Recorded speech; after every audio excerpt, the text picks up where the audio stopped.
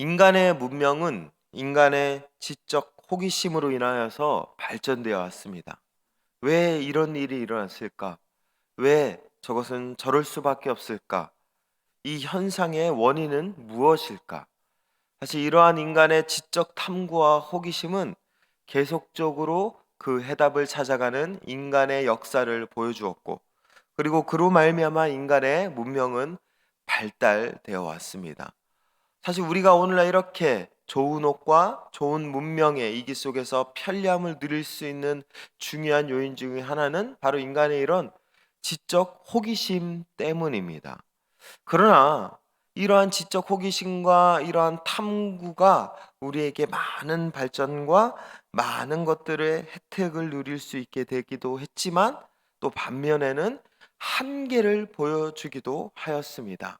자연 파괴와 같은 그러한 수많은 부작용을 낳기도 했던 것이죠.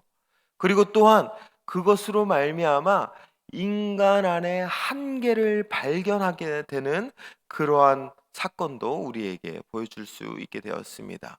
인간의 그런 어떤 지성, 인간의 그런 어떤 모습을 통하여서 모든 것들을 다 밝혀낼 수 없고, 모든 것들을 다 알 수 없고, 그것들을 다 밝힐 수 없다라는 인간의 한계 또한 알게 된 것이죠. 대표적인 사건이 무엇일까요? 우주입니다. 인간은 우주를 탐험하면서 그 우주의 신비에 매료되어서 그 우주를 계속 탐험하기 시작했습니다. 그런데 그런 과정 속에서 인간이 밝혀낸 한 가지는, 인간은 이 우주의 신비를 다 풀 수 없다라는 것입니다. 밝혀내면 밝혀낼수록 광활하고 광대한 그 우주의 넓이와 깊이와 신비를 인간이 다 알 수 없다라는 것입니다. 어떻게 본다라면 인간의 지적 호기심과 탐구 능력, 그것을 통하여서 우리의 한계가 무엇인지도 인간은 발견한 것인지도 모릅니다. 오늘 말씀에서도 인간의 이런 지적 호기심이 발동하는 그런 일이 우리에게 보여주고 있습니다. 예수님의 제자들이 길을 갈다가 갑자기 날때부터 맹인된 사람을 보게 됩니다. 그때 그들은 그를 불쌍히 여기면서 동시에 이 사람이 왜 이렇게 됐는지를 예수님께 질문을 합니다. 그러면서 2절 말씀, 오늘 본문 2절 말씀에 제자들이 이렇게 예수님께 물어봅니다. 제자들이 물어 이르되 라삐여, 이 사람이 맹인으로 난 것이 누구의 죄로 인함이니까? 자기이니까 그의 부모니까? 제자들은 이 사람이 왜 이런 고통과 고난을 겪을 수밖에 없는가? 그것이 누구의 죄 때문인지, 자기 자신의 죄 때문인지, 아니면 그의 부모의 죄 때문인지 물어봅니다. 먼저 제자들이 이렇게 질문을 한 이유는 먼저 그들 안에 있는 기본적인 유대인의 인식이 있었기 때문에 그렇습니다. 당시에 대부분의 유대인들은 뭔가 고난이 있고 오거나 내 안에 병이 찾아오거나 내 안에 문제가 생기면 그것들은 무조건 죄 때문이라고 보는 경우가 굉장히 많이 있습니다. 근데 여기서 우리가 좀 의문이 생기는 부분이 있습니다. 물론 죄 때문이라 하면 이 사람은 언제 죄를 지었을까요? 자기의 죄를 제자들이 예수님께 물어보았을 때 이 날 때부터 맹인된 자의 그 죄는 어디에서부터 출발했을까요? 날 때부터라 하면 나기 전 이전에 이 사람이 무언가 죄를 지었다라는 것을 우리에게 이야기해 주고 있는 것 같습니다. 왜냐하면 당시 유대인들은 나기 전에도 인간은 죄를 지을 수 있다라고 생각했습니다. 우리가 알고 있기에 이것을 마치 원죄라고 우리는 생각할 수 있는데요. 유대인들은 원죄 이전에 엄마 뱃속 태에서부터 인간은 죄를 저지른다라고 생각하는 인식이 그들 안에 있었습니다.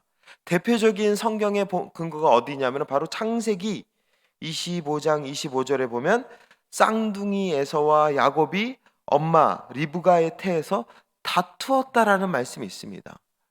그 엄마의 뱃속에서 태에서부터 다투는 그들의 모습을 통하여서 그때 당시 그런 인간이 엄마의 뱃속에서부터 죄를 지을 수 있었다라는 근거와 원인으로 그들은 그 인간은 나기 전부터 죄 속에 있다라는 그런 주장을 하고 있었던 것이죠. 그러니까 지금 제자들이 자기의 죄 때문이다라는 그 말은 이 맹인이 엄마 태에서 뭔가 큰 죄를 저질러서 지금 맹인으로 살아가고 있는 거 아니냐라는 질문을 하고 있는 것입니다. 그리고 또 그의 부모의 죄 때문으로 이렇게 물어보고 있는데요. 여기에 대한 근거 말씀은 출애굽기 20장 5절 말씀입니다. 출애굽기 20장 5절 말씀에 보면 나 내 하나님 여호와는 질투하는 하나님인즉 나를 미워하는 자의 죄를 갚되 아버지로부터 아들에게로 3, 4대까지 이르게 하거니와라는 말씀이 있습니다. 한마디로 나를 미워하는 자의 죄가 그 안에 있을 때 그때 아버지로부터 아들에게까지 3, 4대까지 죄가 흘러가게 된다라는 그 말씀을 근거로 유대인들은 부모가 죄를 저지르면 그 죄가 자녀에게까지 미칠 수 있다라고 생각하게 된 것입니다. 이러한 유대인들의 세 가지 근거. 첫 번째, 모든 질병은 죄를 지어서 내가 겪게 되는 것이다. 두 번째, 태에서부터 인간은 죄를 지을 수 있다.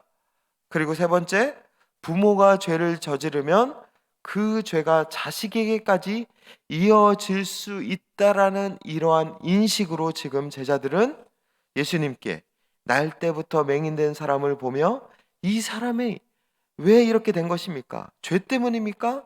그렇다면 그 죄가 나면서부터 태에서부터 저지른 죄 때문입니까? 아니면 부모가 죄를 저질러서 지금 이런 고통과 고난을 받고 있는 것입니까? 라고 물어보는 것입니다. 그런데 여러분들 한번 생각해 보십시오. 인간이 태에서 죄를 저지른다 한들 얼마나 큰 죄를 저지르겠습니까? 엄마 뱃속에 있는 아기가 말도 못하고 사실 인지적인 그런 작용도 한계가 있는 아기인데 그런 아기가 죄를 저지른들 얼마나 큰 죄를 저지르겠습니까? 평생을 앞을 못 다는 그런 형벌을 받을 만큼 가혹한 죄를 저지르지는 않을 것입니다. 그리고 또한 이것도 마찬가지입니다. 부모의 죄로 말미암아 그 자녀들도 죄값을 치러야 된다라는 그 근거 본문 출애굽기 20장 5절 말씀도 있지만 에스겔 18장 20절에는 이런 말씀도 있습니다.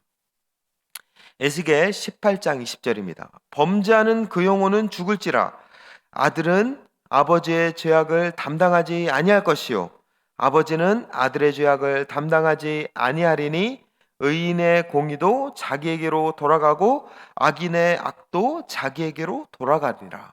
분명한 것은 에스겔 18장 20절에서는 아버지는 아들의 죄악을 또한 아들은 아버지의 죄악을 담당하지 않게 됐다라고 그렇게 선지자는 선언하였습니다. 즉 아버지의 죄악이 더 이상 아들에게까지 영향을 미치지 않게 될 것이다 라고 선지자는 또한 구약의 말씀은 우리에게 증언하고 있는 것입니다.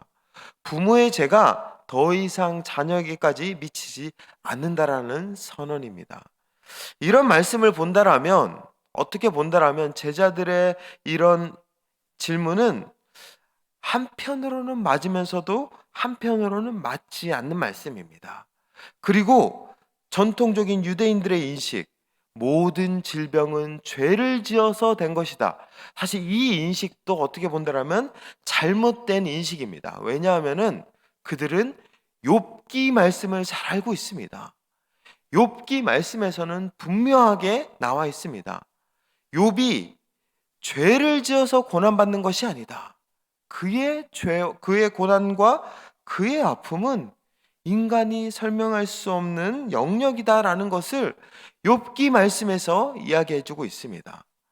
어떻게 본다라면 그 유대인들과 제자들이 갖고 있는 지금 이 해석과 이런 인식 방식은 바른 신앙과 올바른 신앙 안에서 그렇게 질문한 것이 아니라 잘못된 견해, 한쪽으로 치우쳐져 있는 생각으로 지금 그렇게 질문을 한 것입니다.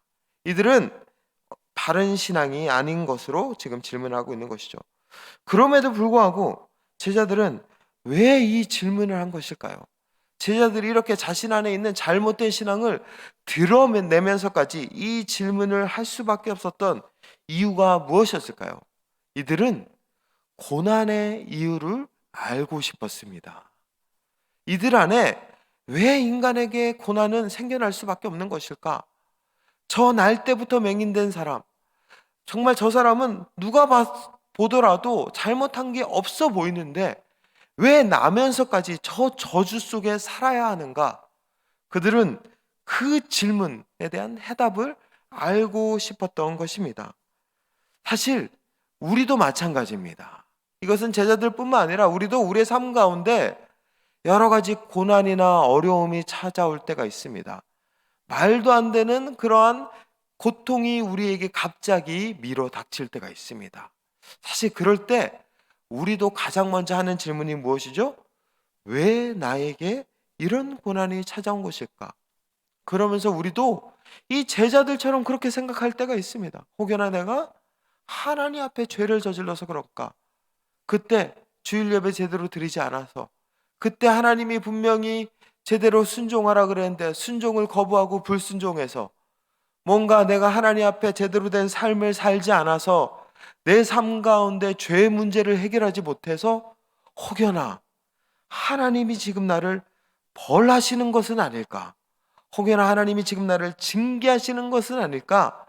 라는 생각을 하면서 우리는 우리의 고난의 이유, 왜 내가 지금 이렇게 힘든 상황에 직면해야 하는 것인가를 찾으려고 하는 것입니다.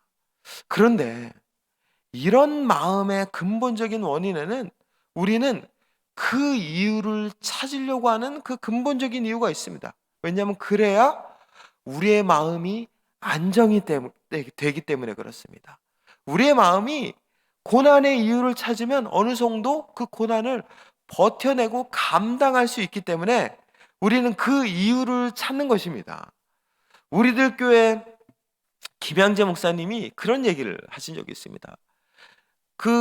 우리들 교회는 수많은 아픈 이들이 그 안에 모입니다. 뭐 이혼당하고, 뭐 마음의 병이 있고, 또한 이렇게 가족을 잃고, 수많은 사고와 병과 그런 고통받는 이들이 모이는 곳이 우리들 교회입니다. 그런데 그런 우리들 교회의 수많은 고난 속에 있는 이들에게 그 김양재 목사님이 하시는 말씀이 있습니다. 무엇이냐면은, 고난이 왜 고난이냐면은 해석이 되지 않기 때문에 고난이라는 것입니다.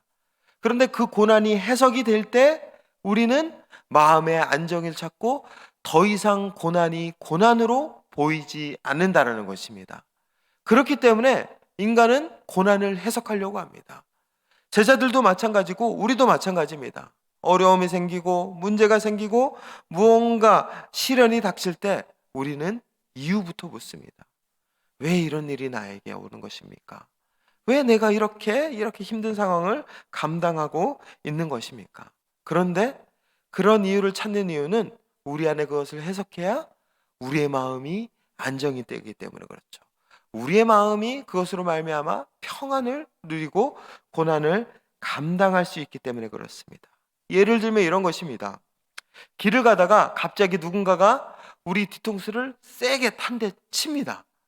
그 순간 우리는 너무 갑작스럽게 뒤통수를 맞으니까 당황하게 되죠.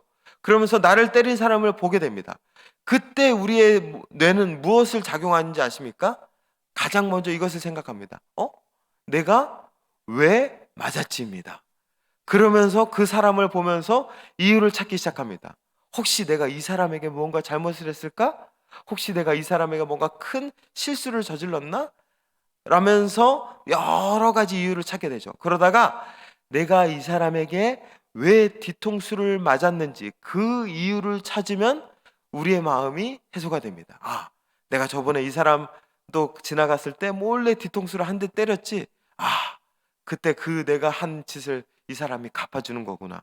아니면은 내가 이 사람에게 돈을 빌렸는데 끝까지 안 갚고 도망가다가 이제 잡혔네. 아니면 친한 사람이니까 뭔가 서로 친분을 가시하기 위해서 이런 것이구나. 이유를 알게 되면 그 이후의 상황이 그렇게 불편하지 않습니다. 내가 어떻게 행동할지 대처할 수 있게 되는 것입니다.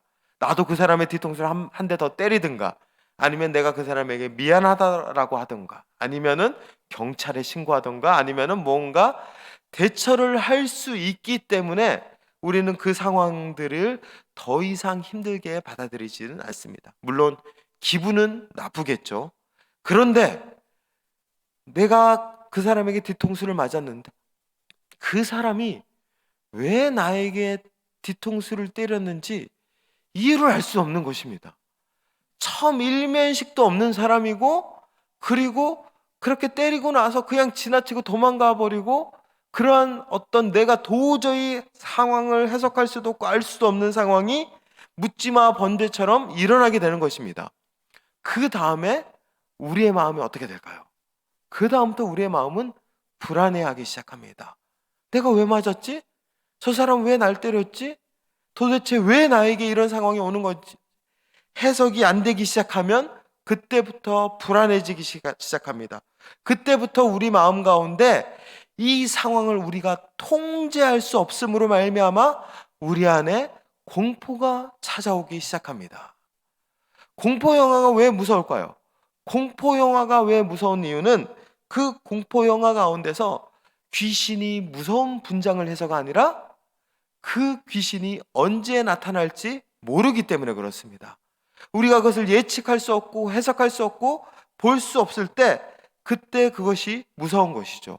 그런데 공포 영화가 더 이상 무섭지 않을 때가 옵니다. 언제죠? 그 귀신이 왜 나에게, 그 주인공들에게 나타나기 시작했는지 그 이유를 알고 나서부터입니다. 뭔가 그 귀신이 원혼에 쌓였구나, 억울하게 죽었거나 뭔가 복수하기 위해서 그런 것이구나 라는 그 사연을 우리가 깨닫고 알게 되었을 때부터 우리는 더 이상 공포 영화를 볼 때 그 공포 영화가 그 이전처럼 공포로 다가오지 않게 되는 것입니다.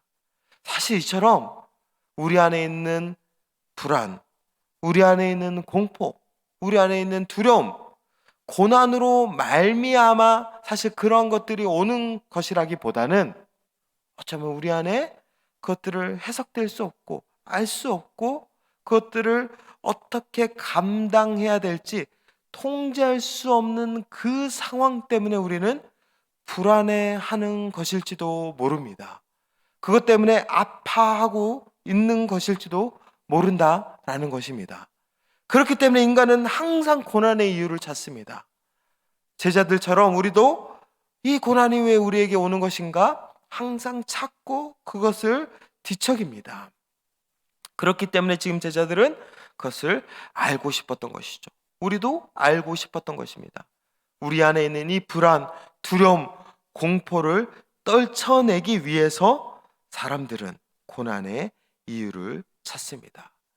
그런 제자들, 우리들에게 주님이 우리의 이 모습을 아시고 이렇게 말씀하십니다. 3절에 예수님께서 이렇게 대답하시죠. 우리 3절 말씀 다 함께 한 목소리로 고백하겠습니다. 시작.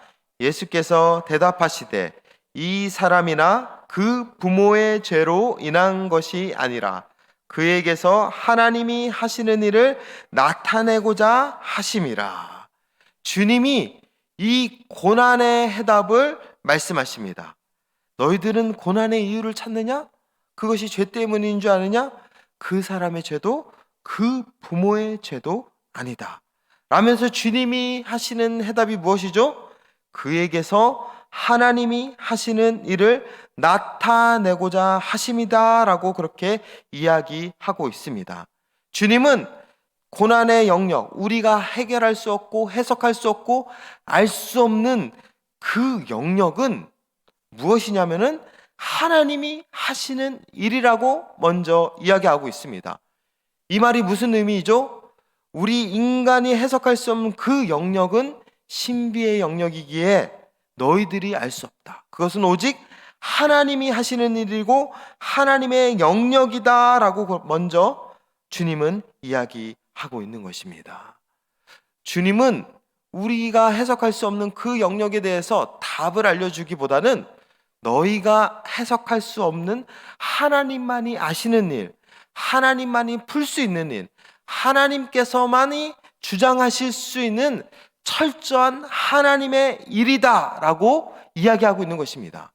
그런데 이런 비슷한 대답이 구약에서도 나오고 있습니다. 바로 욥기죠.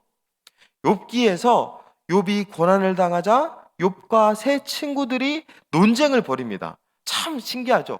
고난을 당하면 그 고난을 이기기 위해서 뭔가를 해결해야 되는데 욥기는 고난을 당하자 말싸움을 하기 시작합니다. 무엇으로 말싸움을 하죠? 왜 이 고난이 나에게 닥쳤는지를 욥과 세 친구가 치열하게 싸웁니다. 그때 욥의 세 친구는 지금 제자들과 똑같은 인식으로 그렇게 욥에게 주장하죠. 욥, 네가 고난당하는 이유는 네가 죄를 저질러서다. 그러니 회개해라. 회개해야 이 고난이 사라진다라면서 욥의 세 친구는 그 고난의 이유를 죄로 계속 주장하고 있습니다. 그런데 그렇게 그들이 치열하게 싸우다가 욥기 마지막 부분에 드디어 하나님이 나타나십니다. 하나님이 나타나셔서 그들의 모든 논쟁을 종결짓죠. 근데 그때 하나님도 무엇을 말씀하시냐면은 욥기 38장부터 하나님이 욥과 세 친구에게 이렇게 얘기합니다. 사냥이 새끼 낳은 때를 아느냐?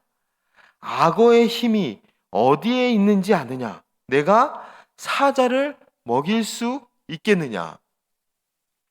하나님께서 갑자기 이 세상을 창조하셨던 그 창조물의 창조 원리, 이 세상의 모든 것들, 네가 그거 하나라도 만들 수 있겠느냐?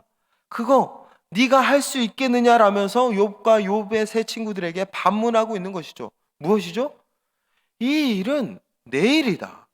내가 창조하고 내가 만들었고 내가 주장하는 나의 일이다. 그렇기 때문에 너희들은 알 수 없다. 라고 하나님은 욥과 욥의 세 친구들에게 동일하게 말씀하고 있는 것입니다. 우리의 삶 가운데서 해석이 안 되는 아픔과 고통과 고난이 우리에게 올 때가 있습니다. 그럴 때 우리는 왜 이 일이 우리에게 생겼는지 그것을 알기 위해서 때로는 이리저리 다니며 인간적인 방법으로 찾고 해석하고 그것을 알기 위해서 때로는 그렇게 몸부림칠 때가 있습니다. 그러나 그것을 알 수 없을 때가 있습니다. 그럴 때 우리가 해야 되는 첫 번째 믿음의 고백은 이것은 인간의 힘으로 풀 수 없는 영역이구나. 이것은 내가 할 수 없는 영역이구나. 이것은 오직 하나님만이 아시는 하나님의 영역이구나라는 믿음의 고백을 해야 합니다. 그러한 고백으로 출발해야 그 일이 우리에게 있어서 자유로워질 수 있습니다. 때로는 우리가 감당할 수 없는 영역이 있습니다. 아무리 인간이 최고의 과학과 문명과 그런 지성으로 많은 것들을 이루어낸다 할지라도 인간이 감당할 수 없는 미지의 영역이 있듯이 우리도 마찬가지입니다. 우리가 풀 수 없는 미지의 영역이 있습니다. 그 자리 가운데서 우리는 먼저 믿음으로 이것은 내가 할 수 없습니다. 이것은 내가 해결할 수 없는 나의 영역이 아닌 하나님의 영역입니다 라고 고백할 수 있는 믿음의 고백이 우리 안에 있어야 될 줄 믿습니다. 그런 믿음의 고백으로 나아가게 될 때 그 고난이 더 이상 우리에게 불안으로 공포로 다가오지 않게 될 수 있습니다. 주님은 그렇기 때문에 먼저 이 일이 하나님이 하시는 일이다 라고 고백하고 있습니다. 그리고 그 일이 하나님이 하시는 일이다 라고 멈추지 않고 그 다음에 그 하나님이 하시는 일을 나타내기 위함이라고 고백하고 있는 것입니다.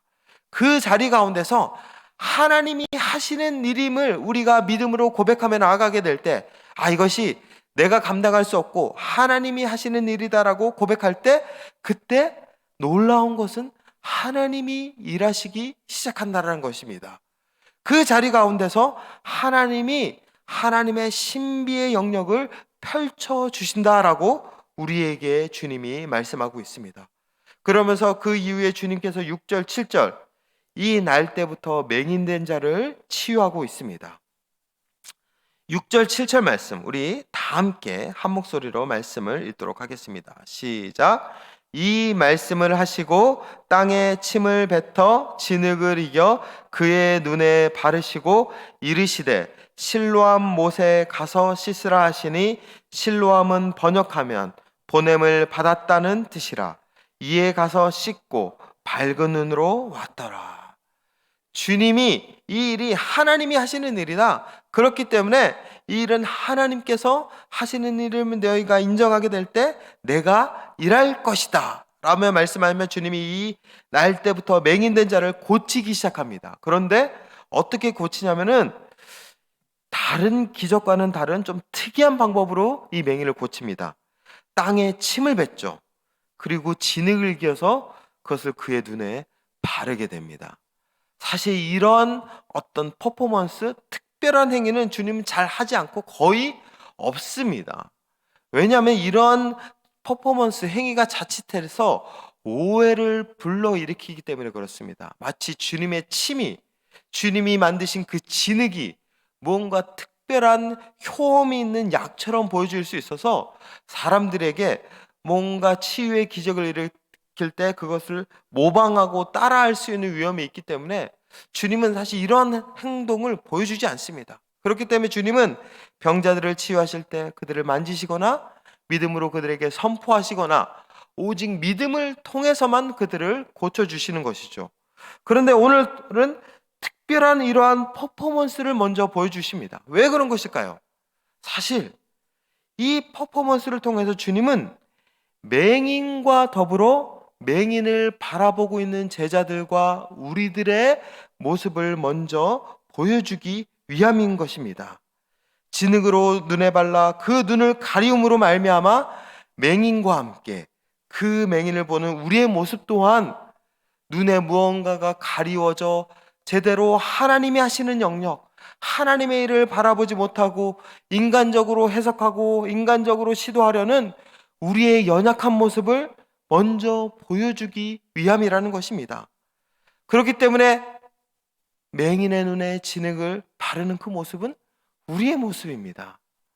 고난 앞에서 어찌할 바를 몰라 당황하고 방황하고 인간적으로 해결하려는 우리의 연약한 모습, 눈이 가리워져 무엇을 해야 할지 모르는 우리의 상태를 주님이 보여주시는 것입니다. 그리고 주님께서 그러한 우리의 상태를 보여주시고 그에게 말씀하시듯 우리에게 말씀하십니다. 실로암 못에 가서 씻으라. 근데 이 실로암 못이 무엇을 상징하는 것이죠? 오늘 말씀에서는 이 실로암 못이 무엇인지 우리에게 잘 설명하고 있습니다. 실로암은 번역하면 보냄을 받았다는 뜻입니다. 보냄을 받았습니다. 어떤 보냄을 받았죠? 하나님의 보냄을 받으신 주님, 그 주님을 바라보며 이 일이 내가 할 수 없는 영역이고 오직 주님께서 하시는 일입니다 라며 믿음으로 고백하며 주님을 바라보게 될 때, 그때 우리의 막혀진 눈, 가리워진 눈이 뜨게 되고 우리의 모든 문제가, 고난이 더 이상 고난이 아닌 하나님이 일하시는 기적의 역사가 될 수 있다라는 사실을 우리에게 알려주기 위함이라는 것입니다. 주님은 이 일을 위해 우리에게 보냄을 받은 자입니다. 그렇기 때문에 주님은 우리에게 하나님의 영역, 하나님의 일을 하시기 위해 이 땅 가운데 오신 분이십니다. 그리고 그 주님을 바라보는 자들도 주님의 일을 이 세상 가운데 온전히 나타내고 온전히 알려주는 자들이다 라는 것을 우리에게 이야기하고 있습니다. 사랑하는 모든 복된 성도님들 여러분, 여러분들은 하나님의 영역을 바라보는 자들입니다. 우리의 삶 가운데 해석할 수 없는 고난, 어려움, 고통이 찾아올 때 인간적인 모습으로 그것을 판단하고 해석하려고 하기보다는 우리는 그때 믿음의 눈을 들어 이것은 내가 감당할 수 없는 하나님의 일이구나 라는 것을 깨달아야 하는 믿음의 신실한 그리스도인들입니다. 그리고 그것들을 하나님의 일로 인정하게 될 때, 그때 하나님이 역사하시는 것을 눈으로 목도하는 믿음의 사람들입니다. 우리 그러한 은혜가 우리 모든 복된 성도님들의 삶 가운데 넘쳐나시기를 축원드립니다.